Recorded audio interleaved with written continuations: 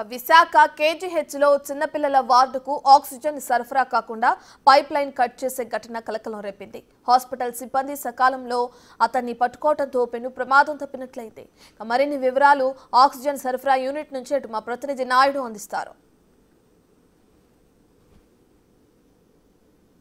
Visakha KGH చిన్నపిల్లల వార్డులకు oxygen అందించే unit దగ్గర ఉన్న ప్రస్తుతం మనం ఎక్కడైతే ఆక్సిజన్ యూనిట్ పిల్లల వార్డులకి వెళ్తుందో అక్కడే పరిస్థితులు మనం చూస్తున్నాం. ప్రస్తుతం విజువల్స్లో అయితే పూర్తిగా ఇక్కడ ఈ పైప్ లైన్ నుంచి అయితే ఈ చిన్నపిల్లల వార్డుకి అయితే వెళ్తున్న పరిస్థితి అయితే ఉంది. ఎక్కడైతే పక్కన సిఎస్ఆర్ బ్లాక్ ఉందో సిఎస్ఆర్ బ్లాక్ పక్కన మనం అయితే ఉన్న పరిస్థితి ఉంది. ఇక్కడ నుంచి పెద్ద ఎత్తున అయితే చిన్నపిల్లల వార్డులకు సంబంధించిన అందరికీ అయితే ఆక్సిజన్ ఈ పైప్ లైన్ ద్వారానే సరఫరా అవుతున్న పరిస్థితి. ఈ తరుణంలో 1వ తారీఖు పూర్తిగా రాజు అనే ఇక్కడ ఉద్యోగిగా చేసి మానేశాడు.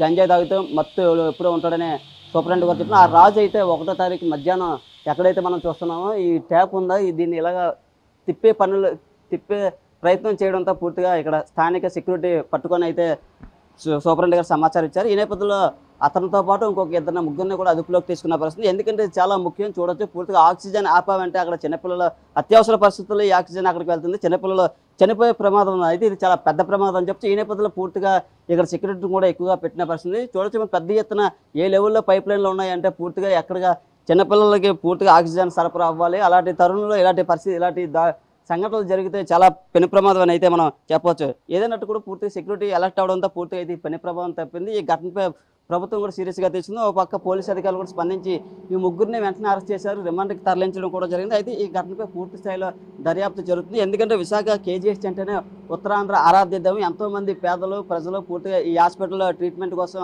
వస్తున్న పరిస్థితి. ఈ తరుణంలో చిన్నపిల్లలకు సైతం కూడా ఎక్కడ అందేమన్న ట్రీట్మెంట్ ఎక్కువగా ఇక్కడ అందుతున్న పరిస్థితి. అలాంటి తరుణంలో పూర్తిగా ఈ ఆక్సిజన్ పైపుల వద్ద ఇటువంటి సంఘటన జరగడంతో అయితే ఆసుపత్రి యంత్రాంగం ఉలిక్కిపడింది. దీని మీద స్పందించి వెంటనే సూపరింటెండెంట్ వారిపై చర్యలు తీసుకున్న పరిస్థితి.